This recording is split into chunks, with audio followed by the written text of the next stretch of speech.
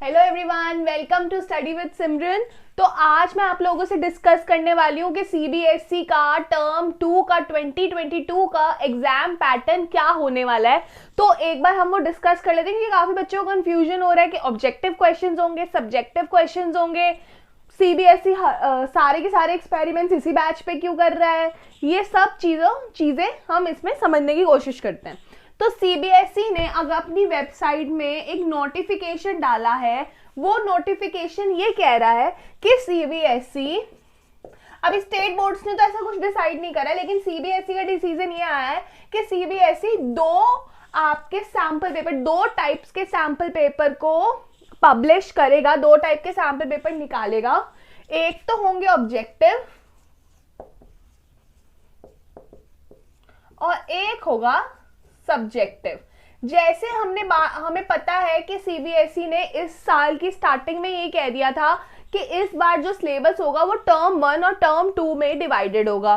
तो टर्म 1 में ये डिसाइडेड हुआ था कि टर्म 1 में आपके ऑब्जेक्टिव क्वेश्चंस होंगे और टर्म 2 में आपके सब्जेक्टिव क्वेश्चंस होंगे। और ये इससे अगर हम उसी बात पे रहें तो सीबीएसई को सिर्फ एक सैंपल पेपर निकालना चाहिए जो होता है सब्जेक्टिव, राइट। बट अब क्या हो गया है ना, एकदम से कोविड के केसेस फिर बढ़ गए हैं, है ना। कुछ भी हो सकता है, नया वेरिएंट आ गया है कोविड का, तो उसके कारण कोई भी चीज कुछ भी हो सकती है। क्या पता मार्च अप्रैल में जब सीबीएसई के एग्जाम्स होने हैं, हम स्टेट ऑफ माइंड में ही ना रहें कि सीबीएसई ऑफलाइन मोड से पेपर्स को कंडक्ट करवा सके और सिर्फ उनके पास ऑनलाइन मोड का ही ऑप्शन हो।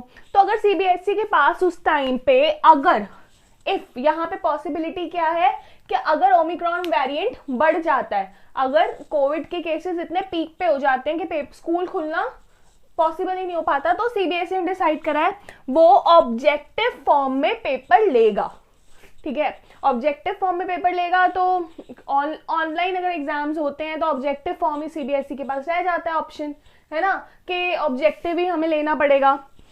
तो ये ऑब्जेक्टिव सैंपल पेपर सीबीएसई इसलिए पब्लिश कर रहा है कि अगर कोविड आउटब्रेक हो जाता है तो सीबीएसई के पास कोई ऑप्शन नहीं है यार, वो सब्जेक्टिव नहीं लिखवा सकते तुमसे। तो अब हम बात करते हैं सब्जेक्टिव की। ये कंडीशन तो हमें समझ आ गई कि ये ऑब्जेक्टिव क्यों होगा। हम पहले भी ऑब्जेक्टिव दे चुके हैं, काफी बच्चों ने तुक्कों से भी करा है काफी चीजों को, और कुछ बच्चों ने जेन्युइनली अपनी इंटेलिजेंस से भी करा है। तो इसलिए अब सीबीएसई ने इंटेलिजेंस निकालने के लिए एक और चीज उन्होंने सोची है, और एक और चीज उन्होंने जो बहुत जरूरी थी पहले करना, अब उन्होंने वो करी है। उसके बारे में हम बाद में आएंगे इस वीडियो में, लेकिन मैं पहले सब्जेक्टिव की बात कर लेती हूँ। हमें पहले से ही पता था कि जो टर्म 2 होने वाला है हमारा वो सब्जेक्टिव होने वाला है ना। हम अब जब टर्म 1 हुआ तो काफी बच्चे प्रिपेयर करना स्टार्ट कर चुके थे टर्म 2 को सब्जेक्टिव के हिसाब से, सब्जेक्टिव के अकॉर्डिंगली ही उन्होंने प्रिपरेशन स्टार्ट करी थी। लेकिन अब बीच में ऐसा कुछ सिचुएशन हो गई है कि स्कूल्स को बंद करना पड़ा। दिल्ली के तो ऑलमोस्ट सारे स्कूल्स और कॉलेजेस बंद कर दिए गए हैं, तो वो कोविड आउटब्रेक की वजह से हो रहा है। इसीलिए सीबीएसई ने डिसाइड करा है कि वो दो टाइप के सैंपल पेपर निकालेगी। अगर सिचुएशन नॉर्मल होती है, सिचुएशन बिल्कुल ही सही होती है, तो यस, हम सब्जेक्टिव की तरह ही सब्जेक्टिव मोड से ही पेपर्स लेंगे। सब्जेक्टिव मोड ही हमारे पास फिर ऑप्शन होता है। अगर बच्चे स्कूल में आ सकते हैं तो सब्जेक्टिव मोड ही आपका होगा और ऑब्जेक्टिव आपका नहीं होगा। तो ये दो सिचुएशंस के अकॉर्डिंगली कि अगर कोविड आउटब्रेक है तो उनको ऑब्जेक्टिव पेपर लेना है, अगर कोविड आउटब्रेक नहीं है तो उनको सब्जेक्टिव पेपर लेना। अगर ऑब्जेक्टिव होता है तो चांसेस है वो ऑनलाइन ही होगा, बट पढ़ना तो आपको फिर भी है। कुछ ऐसे जाओ या ऐसे जाओ। हमें पता है कि ऑब्जेक्टिव जब हुआ था मल्टीपल चॉइस क्वेश्चंस थे, असर्शन एंड रीजनिंग थी, काफी अलग अलग चीजें थी, और जो आप सबने बहुत अच्छे से करी होंगी आई एम श्योर। और अगर इस बार भी ऑब्जेक्टिव होता है तो वही सब रहेगा, असर्शन एंड रीजनिंग एमसीक्यू की फॉर्म्स में, टेबल्स, चार्ट्स, ये सभी रहने वाला है। तो अब जैसे कि अभी मैंने बात की थी कि कुछ और सीबीएसई ने भी डिसाइड करा है, वो क्या डिसाइड करा है हम उसकी बात कर लेते हैं। अभी ये तो चीज क्लियर हो गई भाई कि सीबीएसई दो टाइप के पेपर्स क्यों इंट्रोड्यूस कर रही है, ऑब्जेक्टिव और सब्जेक्टिव। वो कोविड को नजर में रख के सीबीएसई इन दोनों चीजों के ऑप्शन के बारे में सोच रही है। अब एक चीज सीबीएसई ने और डिसाइड करी है, that is CBE, competency based assessment CBA। तो ये क्यों होगा? ये तब होगा जब ये होगा ही, मतलब इसी बैच में अब टर्म 2 में CBSE चाहती है कि कॉम्पिटेंसी बेस्ड क्वेश्चंस हो।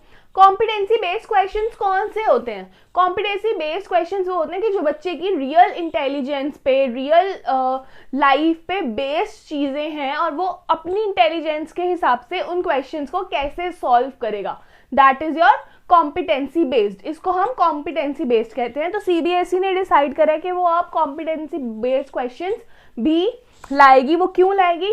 बच्चे की एक्चुअल इंटेलिजेंस को जज करने के लिए वो कॉम्पिटेंसी बेस्ड क्वेश्चंस लाना चाहती है। अब ठीक है यार, कॉम्पिटेंसी बेस्ड की बात होगी तो ऑब्वियसली CBSE आपको बताएगा भी कि कॉम्पिटेंसी बेस्ड क्वेश्चंस कैसे होने वाले हैं। तो अगर हम वेबसाइट में नजर डालें तो ये मेंशन किया है CBSE ने कि जो कॉम्पिटेंसी बेस्ड क्वेश्चंस रहेंगे वो किस फॉर्म में रह सकते हैं? वो आपके assertions, reasons, MCQ, data tables पे बेस्ड, केस स्टडीज तो आपने ऑब्जेक्टिव टर्म 1 में भी करा है। केस स्टडीज पे, चार्ट्स के थ्रू, ये कुछ भी वे CBSE चूज कर सकती है कॉम्पिटेंसी बेस्ड क्वेश्चंस को लाने का, कॉम्पिटेंसी बेस्ड क्वेश्चंस एग्जाम्स में यूज करने का, जो आप ही के लेवल के अकॉर्डिंगली डिसाइड किए जाएंगे। और ये भी डिसाइड किया जाएगा, मतलब यार ये कॉम्पिटेंसी बेस्ड क्वेश्चंस आते हैं ना जब, तो हमें एक्चुअली मतलब आगे जाके जब ये क्यों ला रही है CBSE, वो इसलिए ला रही है एक तो बच्चे की इंटेलिजेंस को जज किया जा सके, और दूसरी बात ये है कि आप आगे के कंपटीशन के लिए प्रिपेयर हो। आपको पता है जैसे 12th के बाद ना अब कह रहे हैं CU सेट हो सकता है, राइट? हम 12th के बाद हमारा CU सेट अगर हो सकता है तो CU सेट जो होगा उसमें कॉम्पिटेंसी बेस्ड क्वेश्चंस तो आएंगे, एंट्रेंस एग्जामिनेशन है, राइट?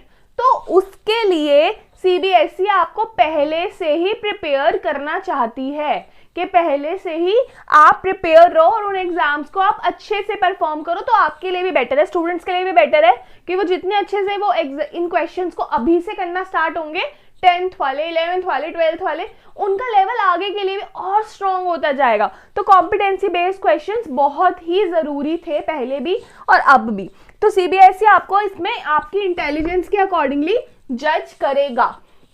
तो ये दो चीजें जो बहुत ही नए अपडेट्स हैं CBSE के, एक तो सैंपल पेपर 2 फॉर्म्स में आ रहे हैं, जिन बच्चे बहुत कंफ्यूज हो गए थे। बच्चों को लगा था क्या हमें चॉइस मिलेगी कि हमें ऑब्जेक्टिव करना है या हमें सब्जेक्टिव करना है, तो ऐसा कुछ नहीं है। ये दोनों चीजें कोविड पे डिपेंड करती हैं। अगर कोविड आउटब्रेक ज्यादा है तो ऑब्जेक्टिव, अगर कोविड आउटब्रेक ज्यादा नहीं है तो सब्जेक्टिव ही आपका रहने वाला है जो आप स्कूल्स में जाके दोगे।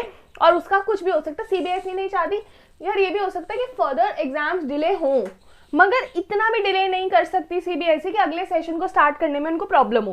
तो ये चीज थी सब्जेक्टिव ऑब्जेक्टिव की, और ये था कॉम्पिटेंसी बेस्ड क्वेश्चंस के ऊपर जो बहुत सारी चीजें, बहुत सारी कंफ्यूजन हो रही थी। तो आई होप अब आपको ये कंफ्यूजन इस वीडियो के साथ क्लियर होगी।